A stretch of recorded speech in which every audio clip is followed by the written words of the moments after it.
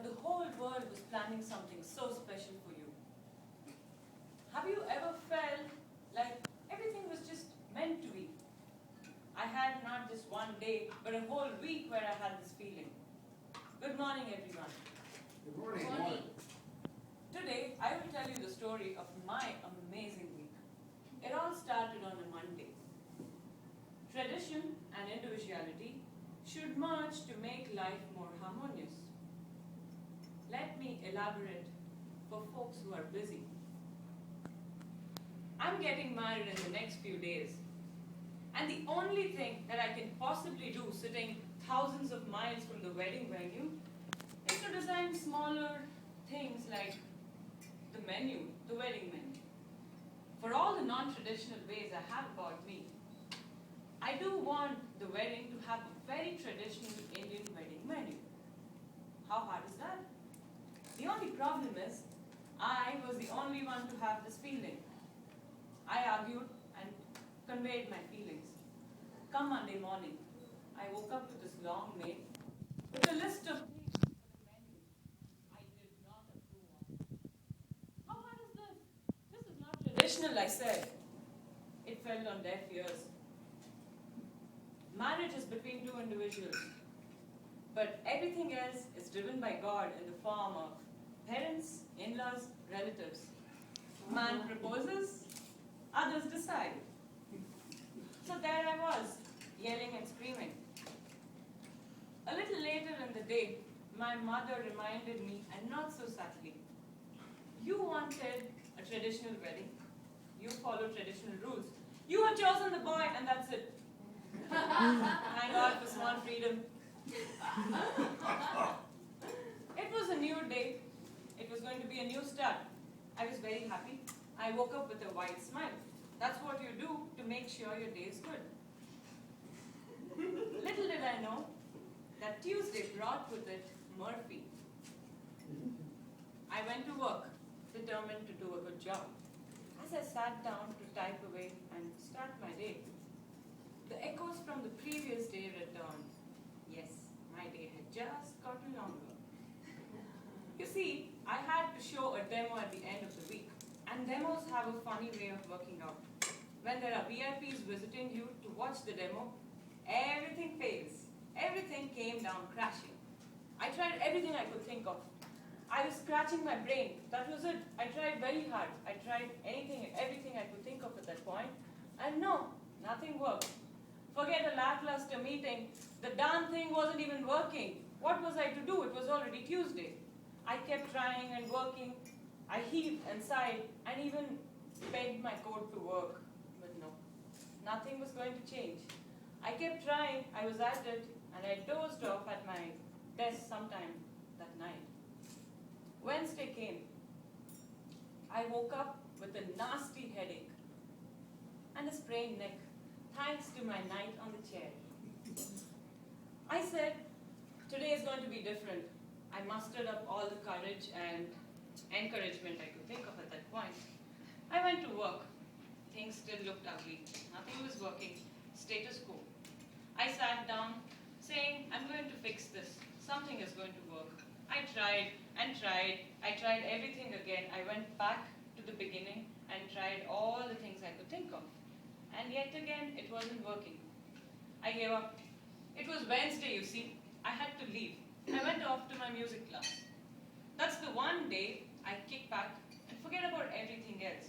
That's the day I relax with music. It's 1 hour of bliss, of just singing and listening to others sing. So I was happy. As usual, I stopped on the way to pick up cups of coffee for my teacher. I asked for 2 lattes, piping hot and extra cream. I knew that would cheer me up and my teacher up. I picked up the 2 cups, got into my car, and started to drive. As I was getting out, I was thinking of all the great things that happened the previous week, the lessons that were taught, how well I had mastered it, and how I was going to impress my teacher.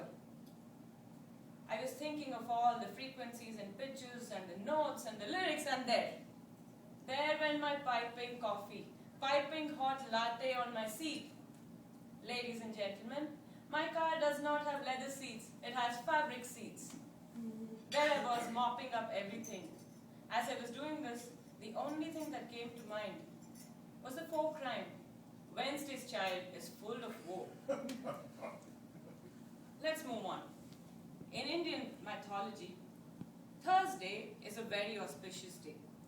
No matter what you start on Thursday, it will turn out good. Thursday brought with it some new hope, and it matched very well with my planning streak. You see, I am a great planner. I plan for the hour, the day, the week, the month, and even the year. So what's not to like? I went to work to plan out my entire day. I had my to-do list. I knew what to do. I was very pleased with myself. Just then, I received a call. What a sweet voice at the other end. Is this Mithili? I am calling from the leasing office. We see that you haven't renewed your lease. Now, if you don't plan to renew it, it's okay. Otherwise, you have till the end of the day. If not, you have 10 days in the apartment. 10 days? What am I to do with 10 days? I tried questioning, reasoning, and even haggling. I simply gave up at the end. My rent went up by a whopping $160 and it was too late to even find a new place. I resigned. At the end, the lilting tone of the conversation had turned into an ugly cacophony of angry voices and mutual irritation. I went home. The next day was going to be different. It was the Toastmasters meeting, and I was a Toastmaster for the first time. I had everything in place. The meeting agendas, the confirmations, the speech titles, the speaker confirmations. I was happy. And besides being a great planner, I am very punctual. So I went to sleep promptly at 12 that night. I woke up with a start. I was scared I was late. I didn't want to be late to a meeting. I don't do that. I woke up. It was only 4:30. I went back to sleep again. The next thing I knew, I woke up to the buzz of the alarm. And something was just not right. In my sleep, I tried to turn the thing off. It wouldn't turn off. Then I realized it wasn't an alarm. It was an alarm voice on the other end.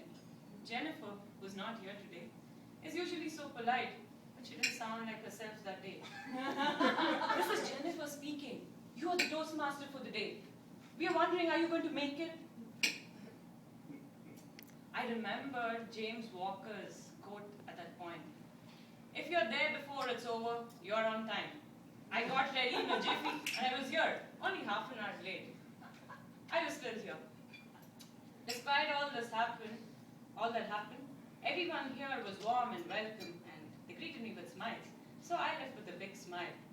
You see, at the end of the week, there was my rainbow. After all the harassment that I went through the week. So think about it. If you're going through a bad week, wait for that rainbow. It's bound to be there. And I knew a new week would look very different and it would bring back Jennifer and her smile. Madam Toastmaster.